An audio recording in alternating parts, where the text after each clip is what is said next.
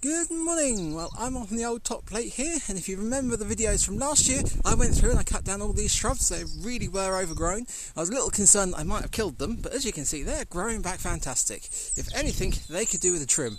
But that's not why I'm up here today. I'm up here today because we've had some storm damage over the winter, which I'm going to be dealing with. So that's right down the far end, so let's get down there. So I think it was late August when I was last up here. I was trying to cut this hedge here. Unfortunately, I ended up getting COVID, so I felt really rough. So as you can see, I haven't touched the thing up here, literally just left everything as it was.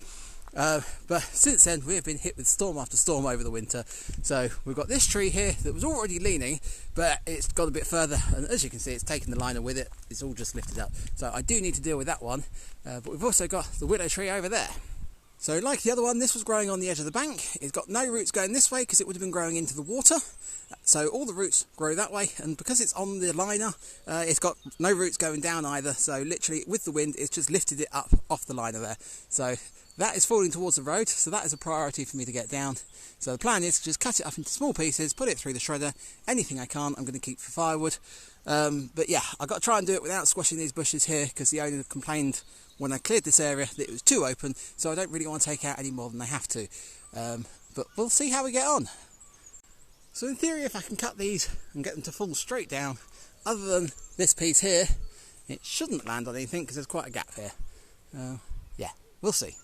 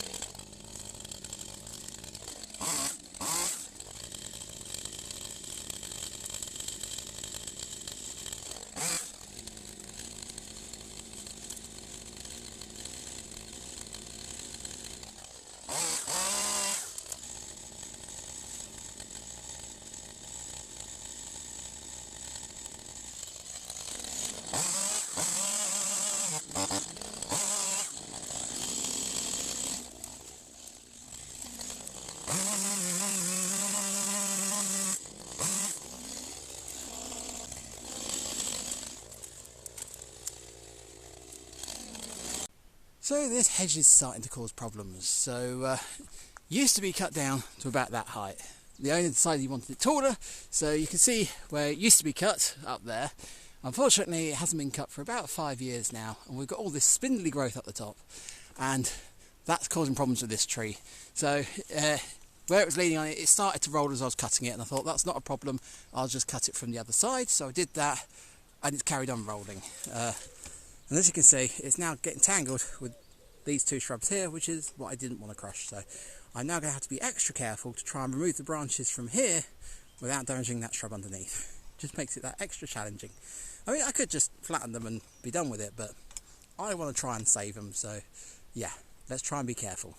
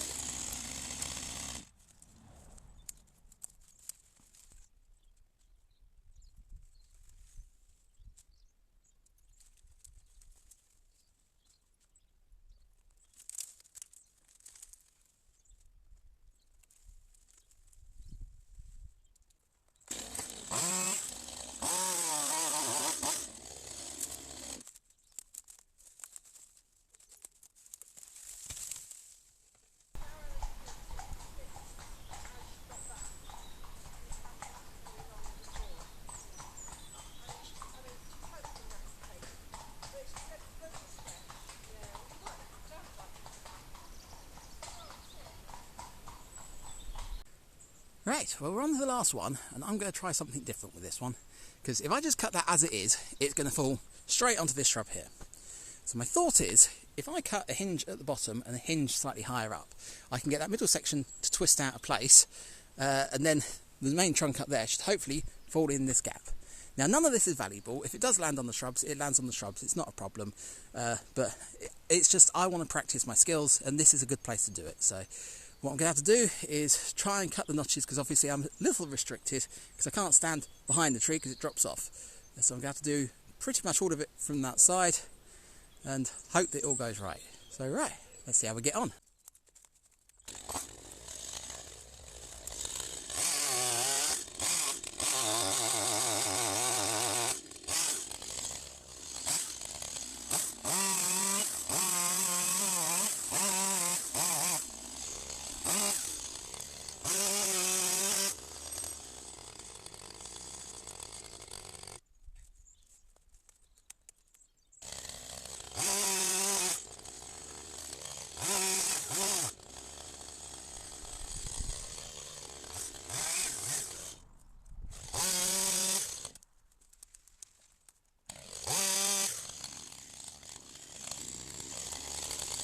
Right, well that didn't work, but that's why I wanted to try it somewhere where it wasn't important.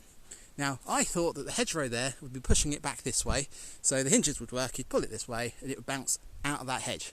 Apparently it didn't have that much pressure, and the tree wanted to go that way. So I did try and fight it, it didn't work, so I gave up in the end and just cut it off.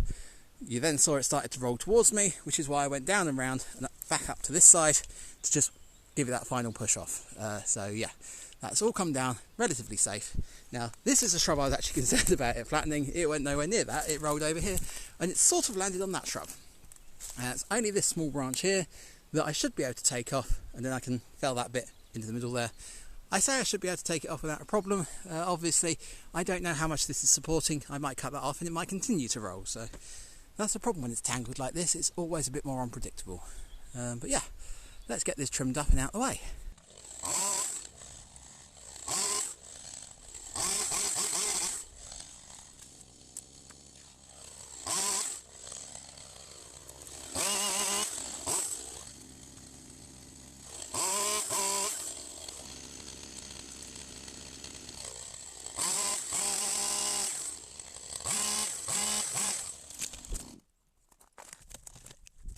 So now it wants to push it away from the hedge and straight back onto the shrub that I've been trying to avoid hitting. Oh well, right, I'll carefully trim it around this one now.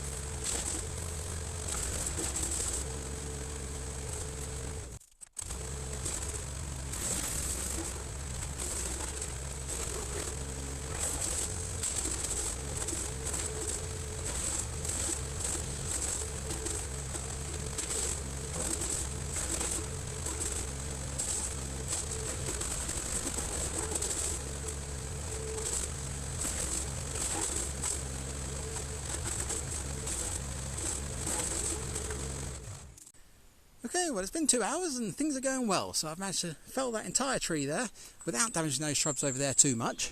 I've put all the branches I can through the shredder here.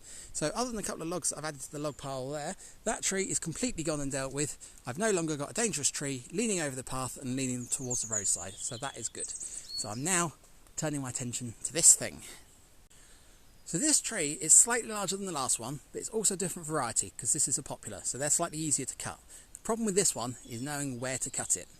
Now, if it was purely being supported by the bank here and leaning over that way, you could cut it from above and the weight pulling down on that end would open the gap up. The problem is this is being supported by the trees there. Now, if it's fully supported by the trees there, that means that that gap would close up, so you're better cutting it from underneath. The problem is with this one, it could be supported by the trees, it could be supported by the bank. I'm not entirely sure. I've got to choose one and see what happens. If the saw gets stuck, we'll work around that afterwards. But we'll give it a try first of all. So I am thinking I'm going to cut it from above and I'm going to cut it quite low down there because I'm hoping that the weight of the stump pulling back down that way will open the gap up, and also the weight of this pushing this way will open it up. I might be wrong, but like I say, we'll see when we get there. Of course, the other thing I've got to be aware of is this tree is going that way. Because of where it's being supported, it wants to go into the open void, it wants to go into that gap there. So I'm going to have to stand on this side to cut it.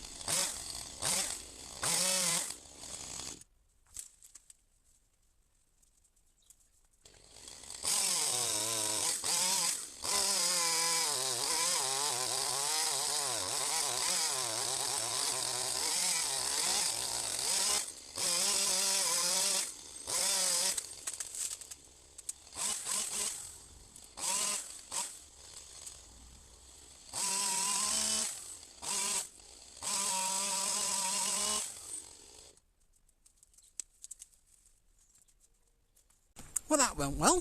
I actually chose the right way for once, didn't get the chain stuck. So yeah, obviously cut it first, knocked it down. It was still being held up by the trees there, so I did the second cut. That brought 2 of the branches down there from that willow tree. Other than that, everything seems to have stood back up. So at the moment, all I've got down the hole is those 2 small willow branches and the tree that needs dealing with. So I'm really pleased with that. That went well. So I'm going to probably cut all the branches off, have some lunch, and then I think I'll come back to shred it. So yeah, let's quickly deal with this before I have some lunch. Now, one thing I do have to be mindful of when I'm working down here is the floor, because I know that there's about a foot of silt at the bottom of this pond and it is incredibly soft, so you do have to be careful where you put your feet. But yeah.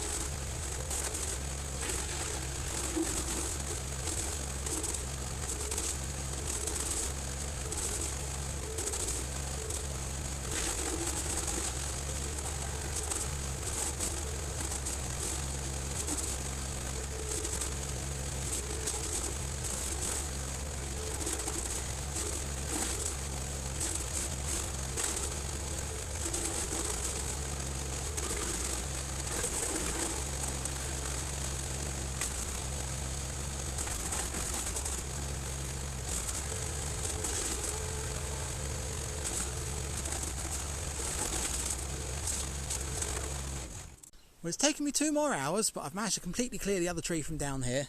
So the small branches I put through the shredder there, and the big branches I've put on the pile here. Now the really big trunks there, they were a challenge to get up out the lake, because obviously I had to get them up over the muddy bank and across here, and they weigh an absolute ton. But that means they're all stacked there, relatively tidy, and they can just dry out, and I can use those as firewood as the year goes on. But for now, they're stacked, they're off the path, and like I say, relatively tidy. Now as for the rest of the lake here, I would love to carry on and tidy it up. Obviously I did start last year, and I did the shrubs along that side, and I cleared a lot of the brambles from this side. Unfortunately, that's all I've been able to do to the lake.